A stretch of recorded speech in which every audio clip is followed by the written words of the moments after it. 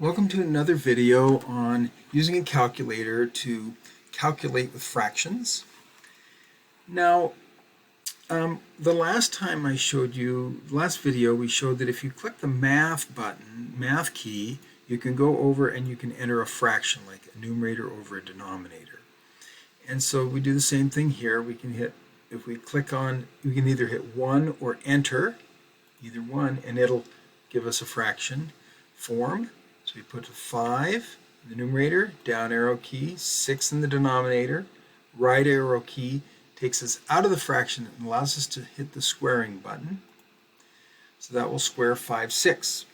Now we're going to multiply that. Now, by the way, you don't need to do this. You don't actually have to use the fraction key. You can actually enter 16 over 25 in parentheses, 16 divided by 25. Like that.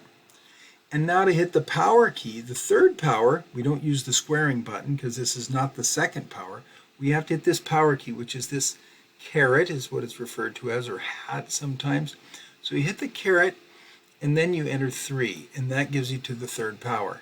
And that is the whole expression. So now we hit enter, and notice it gave it to us as a decimal. And now, sometimes if a fraction has too big of a denominator, it will not display it as a fraction, and this would be the best you could do. Now, the TI-84 is pretty good at getting big denominators, that in order to write this as a fraction, you can just hit the math button, and this actually converts any number to a fraction if you just hit number 1 or enter. Just hit enter, and then notice it takes that last answer and enters it as a fraction. So we hit enter, and there it is, 1024 over 5625. Pretty big denominator.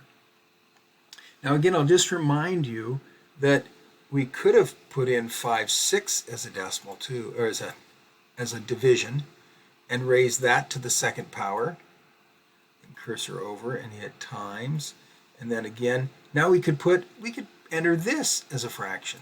Math, and then fraction form, number 1, 16 over 25, and then right arrow key and hit remember the power key is this caret or hat, and the third power, and hit enter. This is the same thing, whether you use the fraction key or not, and you could use the fraction key every time if you wanted, or you could use parentheses around the fraction.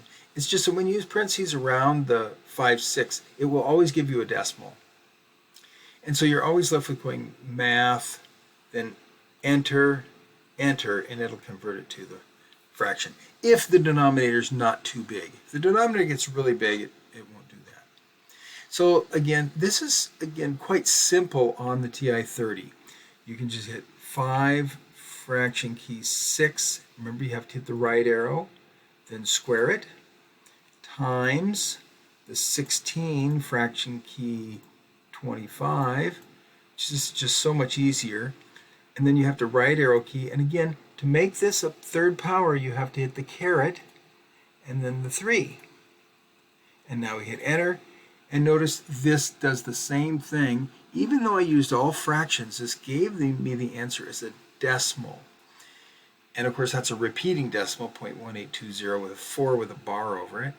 However, if I want to convert that to a decimal or fraction, notice this in green, that's a second function. So I hit second function, and I click on that to change it to a fraction to a decimal. And so it says fraction to decimal, or by the way, the little 2 arrows there mean either way, back and forth. But when we hit enter on this calculator, it will not write this as a fraction for you. In the TI-30, it doesn't handle fractions that have a denominator that's very big. So this has a denominator of, in the thousands, and the TI-30 doesn't manage those if it's too big.